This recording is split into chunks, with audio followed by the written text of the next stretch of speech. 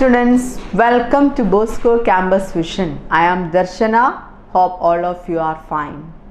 Let us continue the topic. I think all of you got a definite idea about what is this paper about and the content we are going to study from the previous class itself.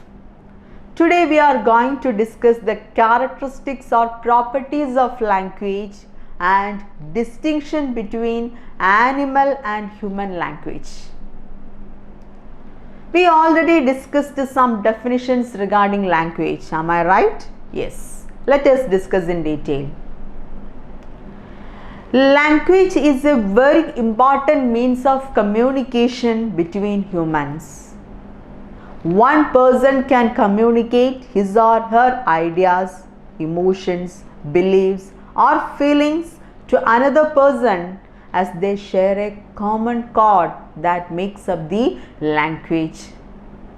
There are many other means of communication used by humans like gestures, nods, winks, smiles, horns, shorthand, braille alphabet, then mathematical symbols, Morse code, sirens, sketches, maps, acting, miming, dancing, and so on.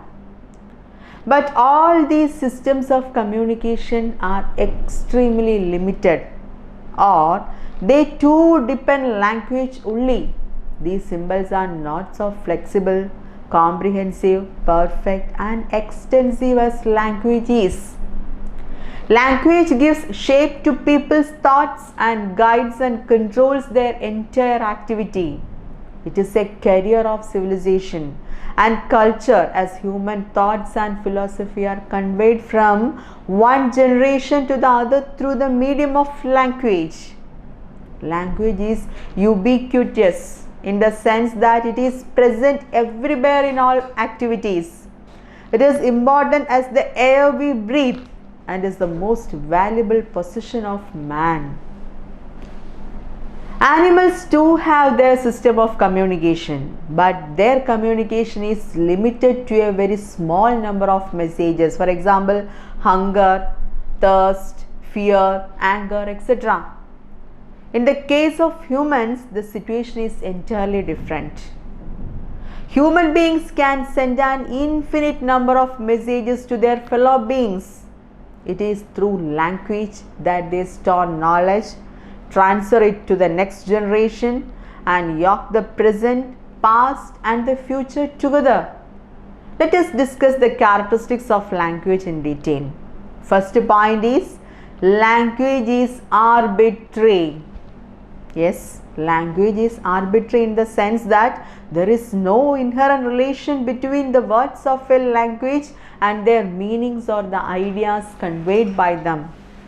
There is no reason why a female adult human being be called a woman in English, Istri in Hindi, Aurat in Urdu, Sen in Persian, Female in French, or Tinvi in Punjab. Selection of these words in the languages mentioned here is purely arbitrary, an accident of history. It is just like christening a newborn baby John or James. But once a child is given some name in a purely arbitrary manner, this name gets associated with the child for his entire life and it becomes an important established convention. The situation in the case of language is a similar one. The choice of a word selected to mean a particular thing or idea is purely arbitrary.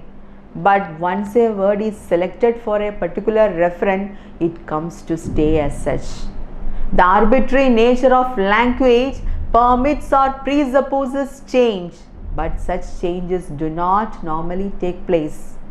Words in a language are more difficult to change because a whole society has accepted them. Also, there are words which do have a relation with the meanings or ideas they stand for. For example, onomatopoeic words like buzz, thud, hum, etc. But such words are very few, and for the same sound, different languages have different words. Second point is language is a system of systems. Yes, language is not an amorphous, disorganized or chaotic combination of sounds. Any brick may be used anywhere in a building, but it is not so with the sounds or graphic symbols standing for the sounds of a language. Sounds are arranged in certain fixed or established systematic order to form meaningful units or words. Similarly, words are also arranged in a particular system to frame acceptable, meaningful sentences. These systems operate at two levels: phonological and syntactical. For example, at a phonological level, the sounds of a language appear only in some fixed combinations. Similarly, words too combine to form sentences according to certain conventions like grammatical or structural rules of the language.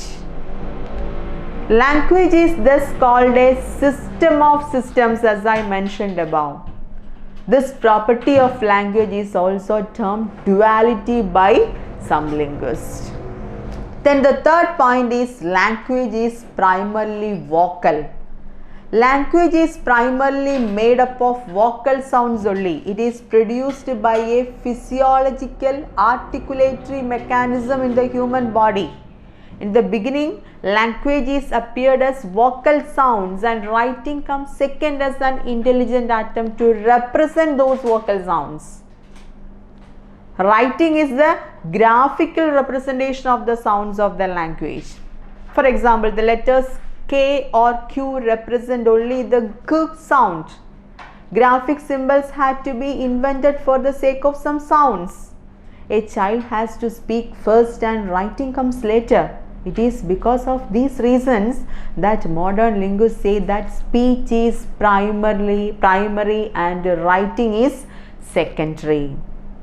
Then the fourth point, language differs from animal communication in several ways. Language is primarily human. It is human alone that possesses language and use it for communication. In this sense, we can say that language is species specific. It is specific to humans only. Moreover, all human beings uniformly possesses language. It is only a few disabled people like deaf or dumb persons who cannot speak. Thus, we can say that language is species uniform. Animals also have their own system of communication, but communication between them is extremely limited.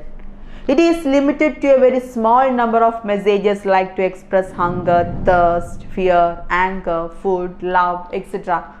Let us see some differences between animal and human communication. The first difference between animal and human communication is the language can convey a large number of messages, whereas the number of messages conveyed through the communication system of animals is very limited, like the above said expressions like hunger, thirst, fear, etc. For example, a bee by its dance can convey the distance or the direction of the source of nectar, but it can convey how good or bad this honey is, or the direction of the source of honey, like saying 10 meters to the left of a point or something like that.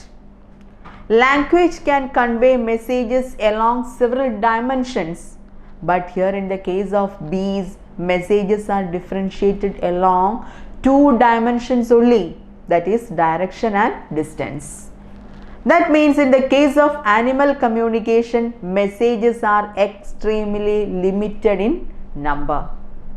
Then the second difference is language makes use of clearly distinguishable, discrete, separately identifiable symbols, while animal communication systems are often continuous or non-discrete. For example, the word cat. We can clearly distinguish between the sounds in the word cat. At the same time, we can't identify discrete symbols in the long humming sound that a bee produces or the caw-caw sound of a crow. Then the third difference is animal communication systems are closed systems. That means there is no change, modification or addition happen to their communication system. For example, a bee dance or a cock's crow is today the same that it was 200 years ago. But in the case of language, it is different. Language is changing, growing every day, and new words continue to be added to it in the course of time. That is a diachronic study. In your history of English language paper, you already studied Old English, Middle English, Modern English, vocabulary, addition of new words, word formations, etc. That is diachronic study of language. This language is open-ended, modifiable and extendable. Then the fourth point is human language is far more structurally complex than animal communication. For example, in English, we have 44 sounds that join in different groups to form thousands of words. These words can be arranged into millions of sets to frame different sentences. Each sentence has its own internal structure. There is no structural complexity in a bird's humming or monkey's cry or lamb's bleating, etc. Then the fifth difference is human language is non-instinctive, in the sense that every human child has to learn language from his elders or peers in the society. This process of learning plays an important part in the acquisition of language. On the one hand, bees acquire their skill to walk. They are sometimes seen to make hexagonal hives, etc. They do not learn any geometry or maths, etc. Their knowledge is inherited, inbuilt. But in the case of human beings, we have to learn language. Then the sixth point is displacement. In the case of animal communication system like birds, monkeys, insects, etc. is limited to or related to their immediate time and place, here and now or near about. It does not contain any information about the past or the future or about the events taking place in the distant multi-dimensional setup, etc.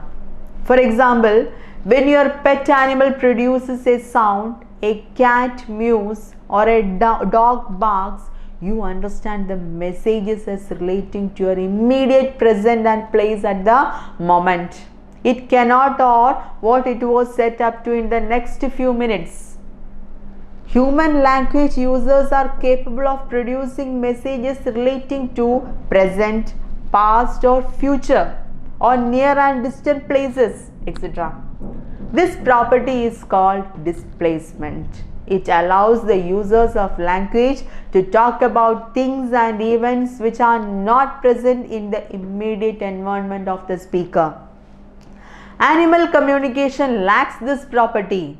The property of displacement in human language enables us to talk even of things, persons or events that are non-existent or imaginary or are likely to be found on another planets.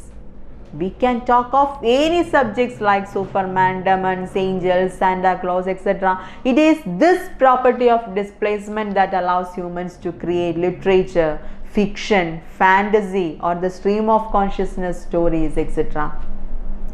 Students, we have to discuss 4 more points in characteristics of language that we will be continued in the next session. Hope all of you understand this session. That is, we discussed the properties of language and also difference between animal and human communication. Essay question may be asked from properties of language as well as animal and human communication, its differences, etc. So study well. There is a homework for you. Write a note on differences between animal and human communication. Please go through all the points. Thank you. Have a nice day. See you again.